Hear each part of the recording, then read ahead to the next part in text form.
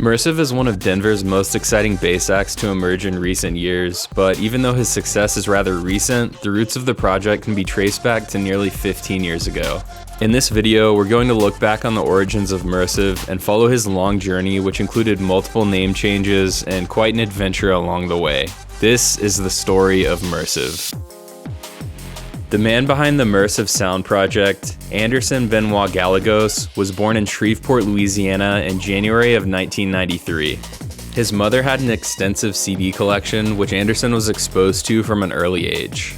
He recalls his love for music being ignited when he first heard Lenny Kravitz's album 5, which contains his most iconic track, Fly Away. Anderson's involvement with music continued when his parents forced him into piano lessons at age 7, which lasted about 2 to 3 years. He hated it, but in hindsight, he wishes he would have stuck with it longer in order to have a better grasp of music theory. His taste in music began to evolve when he heard T.I.'s What You Know on the radio, which sparked an interest in hip-hop. By late middle school or early high school, he picked up the guitar and he learned to play covers of some of his favorite songs. This led him into discovering his taste for metal. Whenever I was like a teenager, it was mostly like progressive rock or metal and stuff like that. So some big artists for me were Tool, that's like number one. Yeah, Seether, cool. Chevelle, Killswitch Engage, just like along that avenue of music. So that's like what I grew up on and what I'm inspired by. One thing worth mentioning about his love for Tool is that he has the lyrics from the song Lateralist tattooed on his arm, saying "Spiral out, keep going." So I assume that this was also the inspiration for his Spiral logo, but I'm unsure. But anyway, around the time that he was graduating from high school, he discovered electronic music on YouTube and proceeded to fall down a rabbit hole. He spoke about this in an interview with 303 magazine where he said, "There was an interview with this kid and he was talking 1,000 miles an hour. There's this crazy music happening in the background too. There are all these people at a concert, but you couldn't even see the DJ. I didn't know what was going on. I heard this music, saw these lights going crazy, and everyone's dancing and everyone's really, really happy. Everyone has a smile on their face. I was like, what the hell is this thing? So I dove deeper into that and realized it was a rave, and this is techno music and all that kind of stuff. I found a whole culture behind this thing." So after he stumbled upon the world of electronic music, from there he began to discover some of his favorite electronic artists, with deadmau5 being the first producer that he really fell in love with. But eventually he found his way to artists like Skrillex, Excision, Nero, Chase and Status, Foreign Beggars, and many more. After graduating from high school in 2011, he moved to Lafayette to attend the University of Louisiana. Dawn, the happiest city in America, and for good reason. Home to over 100,000 people and home of the Louisiana Raging Cajuns. The following year in 2012, he got a DJ controller and taught himself how to mix via YouTube tutorials. Unfortunately, his mother passed away from a battle with cancer that year, so music became an outlet for him to process his grief. He was able to play his first DJ set 1 week after his mother's passing, using his legal name Anderson Gallegos. This blossomed into more and more opportunities to showcase his new passion in a live setting moving forward. He spoke about this in an interview with Conscious Electronic where he said, "Me and my Louisiana homies just threw parties in barns, farms, and tiny rooms that we would rent out around the city." One of those Louisiana homies was Andrew Kirschman, the owner of AKA Event Productions, which would provide speakers for these parties. Andrew would go on to play an important role in Anderson's career over the years, and he is still a part of the Mersiv team to this day, operating as the front-of-house engineer. Hey, my name is Andrew Kirschman. I'm the owner of AKA Event Productions based out of Denver, Colorado, and the front-of-house engineer for the Mersiv Sound Project. The following year in 2013, Anderson got a copy of Ableton and began to learn how to produce, also using YouTube tutorials, but he didn't release anything for the first few years. Over the next couple years, he grew a local Louisiana fan base as he moved on to more legitimate gigs at bars and clubs around Lafayette and Shreveport. As his enjoyment for performing grew, he was simultaneously losing interest in his college courses. This led to him making the decision to drop out of school in 2015. He spoke about this in his interview with 303 magazine, saying, "There was a moment in time where I was like, I don't know why I'm going to school. I'm not enjoying it. I'm not fueled by it. I would skip class, go home and make beats. I figured that was an indicator. My body was telling me, hey, you enjoy this. Why not just put all my time into music and see what I could do with it?" So I made a goal in 2015. I was like, I want to move to Colorado and really try to do this. So right around this time that he dropped out of college, he moved back to Shreveport, and he also changed his artist name from Anderson Gallegos to Benoit, which is his middle name. The Mersiv swirl logo actually originated from the Benoit project, with the O in Benoit being the swirl, which was carried over when he changed his name to Mersiv, but that was a couple years later. So as he was planning his upcoming move to Colorado in 2016, he finished out his final year in Shreveport strong, opening for artists like Run DMT and Comtrues, plus some of his own local headline shows, as well as a festival slot at Past the Good in Ponce de Leon, Florida.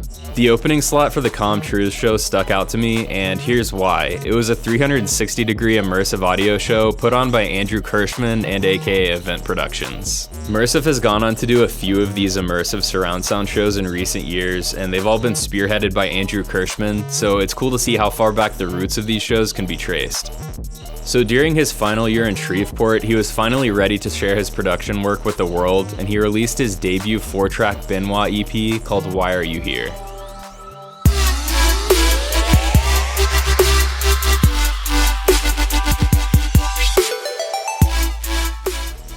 It didn't receive very much attention, but Anderson was still ready to move forward with his dream.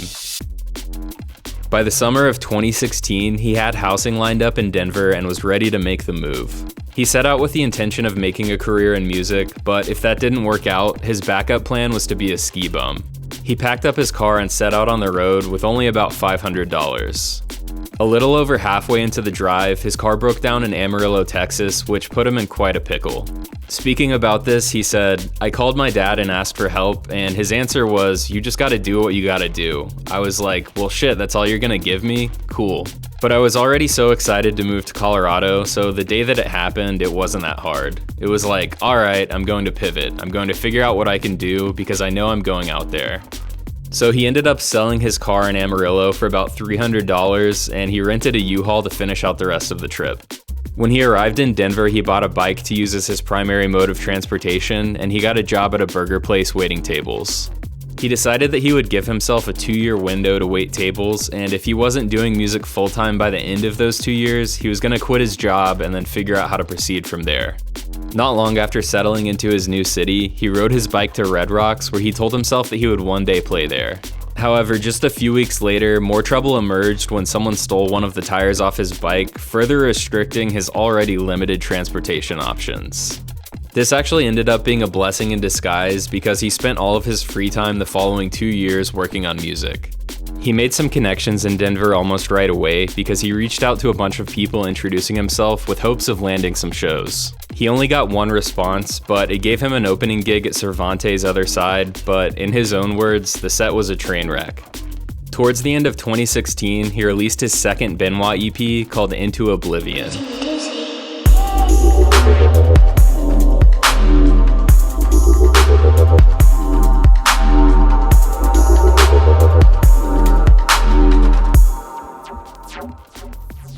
So after a few months in Denver, he had made some friends, and through those friends, he found Taylor Reed, aka Tank, a fellow producer and songwriter whose artist name was Nat Turner. Anderson sent Tank a message on Facebook, and Tank gave Anderson a call.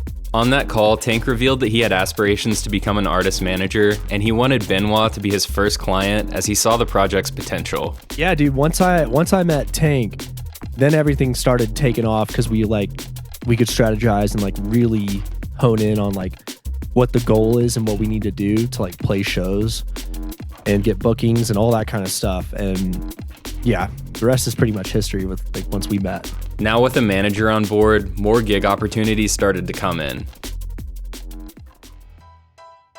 In early 2017, Anderson released what would be his final EP under the Benoit project, the Violet Sound EP. This was followed by some of his final shows as Benoit, including a back-to-back with his manager under his Nat Turner alias, as well as an opening set at the Black Box, a slot at Up North Festival, and a hometown show in Shreveport. He also played at Boredom Fest at Elderberry Farms in Michigan, and there's an interesting backstory here that I did my best to piece together. Boredom Fest changed their name in 2018 to Moreflow Festival, though neither exists anymore. Boredom Fest and Moreflow Fest were put on by Forward Momentum Productions, aka Formo. The team behind Formo are the same ones who launched the Moreflow record label, which Anderson was actually not originally a part of when it launched. Anderson's manager, Tank Reed, is one of the co-founders of Formo, alongside Taylor Manning, Roman Turano, and Blake Honderman. So Tank's involvement with Formo is how Anderson was able to play the festival under his Benoit project in 2017. And while we're talking about festivals, now would be a good time to mention Electric Forest. Anderson told his boss at the burger restaurant that he was going to be playing Electric Forest that summer, which was a lie, but he wanted to go to the festival and needed his boss to approve his time off. His boss agreed, so Anderson and Tank went to the festival together, and they even played some sets together at their campsite. At the end of the festival, Anderson said that he wouldn't come back until he was on the lineup. Keep this in mind because it is going to come back up later in the video.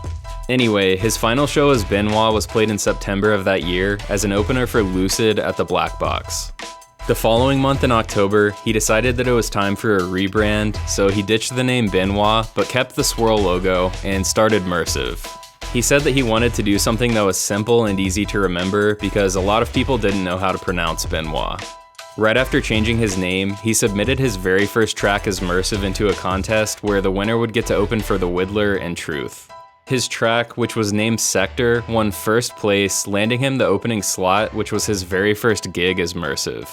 The following month, he had his first ever headline show as Mersiv in Boulder, Colorado.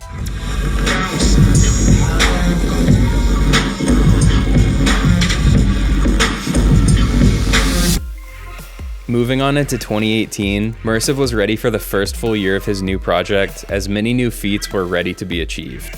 His first release of the year was his debut on Moreflow Records, a collab with Calvin Hobbs aptly titled Moreflow.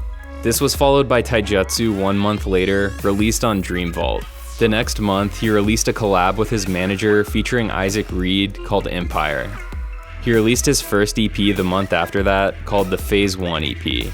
So now with a few tracks in his new project's discography, plus a well-connected manager by his side, he was ready to tackle his first ever festival season as Mersiv. This started off with a set at Hangout Music Festival in Gulf Shores, Alabama, and was followed by his Electric Forest debut the following month. Remember how he said that he wouldn't come back to Electric Forest until he was playing it? Well, that literally took no time at all because he was back playing the very next year. He was originally only booked for 1 set, but that quickly turned into 3, then 5 sets. His performances captivated many new Mersiv fans and served as the foundation for future career growth. Now, you might be wondering how he got booked for Electric Forest when the Mersiv project was less than a year old. Well, for that, we can look to his manager, Tank Reed. Tank used to work for Madison House Productions, the Colorado-based event company that puts on Electric Forest every year. I assume that Tank's Madison House connections, paired with the small successes of Mersiv's previous project, Benoit, was enough to convince the Electric Forest talent buyers to give Mersiv a shot, and clearly it was well-deserved. Somewhere around this time, the 2 years that Anderson had given himself to work at the burger restaurant were up, so he decided that it was time to quit his job and go all in on music. He wasn't making enough money to live off of his music income, but he did have money saved up which he decided would only be used to pay rent, and all of his other expenses he put on credit cards. When he went on Mr. Bill's podcast in September 2019, he revealed that he was still paying off those credit cards, but he was making a living from music by that point. So anyway, after quitting his job and serving up groundbreaking performances at Electric Forest, he had a few more milestones in 2018, including a slot at Bumbershoot in Seattle, plus headline shows in Grand Rapids, Cambridge, Massachusetts, and Boulder. It was a successful debut year for Mersiv, but it was only a sliver of the success that was quickly coming around the corner. To kick off 2019, Mersiv went on tour as support for fellow Louisiana native Boogie T. Mersiv has said that this tour, plus his debut Electric Forest performance the year prior, were his 2 most important opportunities that exposed him to new fans and jump-started his career. In the midst of the tour with Boogie T, he got the chance to play Buku Festival in New Orleans, a glorious return to the state where it all started.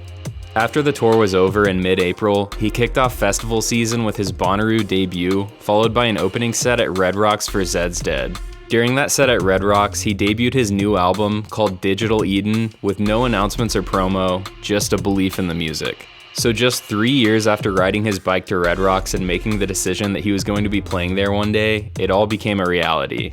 But he still had his sights set on his own headline show at Red Rocks, so he had more work to do. He finished out the 2019 festival season with debuts at Camp Bisco, followed by What Music and Arts Festival in Columbus. Later in the fall, he made his first appearances on Wakan, the first being the New Kids on the Block EP with Leica Beats and Nat Turner, followed by Beautiful and Filthy with Chill Bobby, who his manager actually had introduced him to years prior. Moving full steam ahead into 2020, Mersiv kicked off the beginning of the year with a handful of shows, plus festival sets at Jim and Jam in Okeechobee. But then the COVID lockdowns hit, and all of the momentum that he had been building for the last 500 days came to a screeching halt. But he didn't let that slow him down, as he decided to go all out on producing music, focusing heavily on his second album. In a 2021 interview with Dancing Astronaut, he said that COVID was a blessing in disguise, as he was starting to feel overwhelmed with his rigorous schedule, and he was able to take a break from all of that. All that time that he spent working on music in 2020 paid off, as he had a total of 10 releases that year, including collabs with Manic Focus, Jansen, and Conrank. He mentioned that the collab with Conrank was his first time using the synth known as Serum, as he was a loyal Massive user for the years leading up to that. For people who aren't producers, that might not mean anything, but for those who are, it's pretty interesting because Serum was released in 2014 and it quickly overtook Massive as the go-to synth for most bass producers, so Massive more or less was left in the dust. Massive used to be the top dog prior to Serum, so the choice to continue using it long after its glory days is pretty intriguing. I don't know if this was due to financial constraints or if it was actually an intentional choice, but either way, Massive did play a big role in the early Mersiv sound. But anyway, aside from going hard on producing in 2020, Mersiv was also able to get out to the mountains and learn how to snowboard, which is something that he wanted to do ever since moving out to Colorado 4 years prior. Moving on into early 2021, Mersiv had even more releases lined up, including Talkin' Bout, Morse Code, and the Legion of Boom EP. By late spring, he was back to playing live, which started off with back-to-back headline shows at the Boulder Theater, followed by a stop in Fort Collins. Just before the start of festival season, he released a joint EP with Smokeland called What You Want, which was followed by a hometown performance in Denver at Global Dance Festival. The following month, he released the lead single from his upcoming album called Floating Underwater Above the Clouds. The track was released alongside a music video animated by Joseph Allen and Trey Sarmento, who's the owner of Drop Collective. He continued to release more singles from the album in the following month, while simultaneously playing a handful of shows. On October 22nd, the album titled Pretty Dark Loud was dropped, showcasing his most advanced productions yet. He did 2 album release parties, one in Detroit and one at the Black Box in Denver, with no phones allowed. There is one specific track on the album that I want to talk about, called If I Was a Raven. The song samples a track from a fellow Louisiana artist named Elephant Revival. The lyrics say, "If I was a raven, I'd fly on through the heavens, I'd fly to all my loved ones. If I was a raven, if memory's worth saving, I'd savor the feeling of knowing love and loving, I'd remember the feeling." This track really stood out because it's clearly a song about loss, something that he knows all too well. Mersiv opened up about this in an interview with EDM.com where he said, "This record is dedicated to my mom. Her birthday would have been on Sunday and I wanted to release this album as a gift to her. It felt as if she was with me the whole time writing these tracks, always there to push me just a little bit further when I couldn't see where I was headed." He also said that this album was created with the intention to heal, and I think If I Was a Raven envelops that intention perfectly. Speaking about the process of making this album, he said, "Making the album was like a therapy for me. You know, dealing with a bunch of personal shit that life throws at you. Everyone has their things that they struggle with, and this was just a way to kind of get that out in audio format, to express different feelings that I had and stuff." A lot of it was made during COVID-19 just because I really had that time to be alone, be by myself, not have to worry about creating sets and shows, so it was a time where I could really dive in with myself and with my production and really experiment because I didn't have a time frame or anything. We didn't know when COVID-19 was going to be done. So one other fact about the album is that it was mixed and mastered by Seth Drake, who is a legendary engineer that has had his hands on some of the biggest tracks in bass music. As far as the rest of the year following the album release, he finished out strong with his debut at Sewanee Halloween, Hijinks Fest, and a New Year's Eve show in Atlanta. Moving on to 2022, Mersiv started off the year with a handful of headline shows as well as a new release with Super Av before joining Liquid Stranger on his Balance tour, which went on into the late spring. After the tour was over, he made returns to Buku and Electric Forest, plus an opening slot for Illenium at the Gorge, followed by his second time performing at Dead Rocks. In the latter half of festival season, he made debuts at Shambhala, Hard Summer, and Moonrise. Once August came around, he set out on the road for his 39-date headline tour called the Mersiv Experience, which went on to the end of the year. During the final month of the tour, he released his last single for the year, a collab with Chiral x Banco called Juggernaut. At this point, the hype around Mersiv had been bubbling for some time now, and things were about to explode in 2023. He released his first single of the year in January called Rainbow Road, then he played a show in Hawaii, followed by a set at Okeechobee in March. But his schedule was relatively empty for those first few months of the year, and for good reason. That's because he was gearing up for what would be his biggest show to date and a defining career goal for him. Martian. Oh my God, Red Rocks, how we doing out there? His first ever headline show at Red Rocks took place on April 6th, roughly 7 years after his bike trip to the venue that would plant a seed of destiny. But it gets even better because he also sold out Mission Ballroom the following night, with those two shows grossing a whopping $588,000. But even after achieving his #1 career goal, he still had plenty in store for the rest of the year. This included opening slots on Subtronic's Anti-Fractal tour, Deadbeats Toronto and New York, and a return to Bonnaroo. In September of that year, he set out for his newest headline tour to promote his upcoming album, the 50-date Out of Bounds tour, which was his biggest tour ever. The 14-track album was released in the middle of the tour, and it features collabs with popular bass music artists like Enzo, Rekno, and Hayes, with every track being mixed and mastered by Seth Drake. At the very end of the year, once the tour had wrapped up, Mersiv played a New Year's Eve set at Decadence, Colorado. By 2024, there was no denying that Mersiv had become a household name for fans of bass music, and he was looking to expand upon the success that he had found in 2023. His first release of the year was a collab with up-and-comer Seth David for the track called Jump. The very next day, Mersiv had the opportunity to open for Excision's Thunderdome, and 1 week later, he opened for Rez in Brooklyn.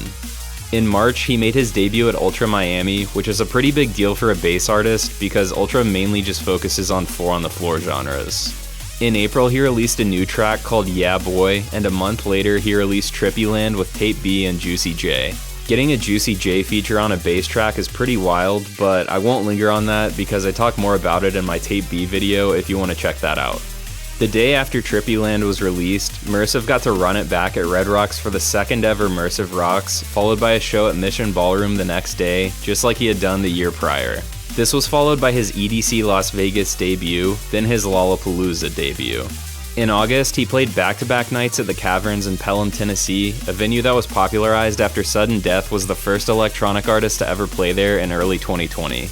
The shows were called Stonehenge as a way of visualizing what his team dubs the audiosphere, meaning a 360-degree sphere of speakers that surrounds the entire crowd.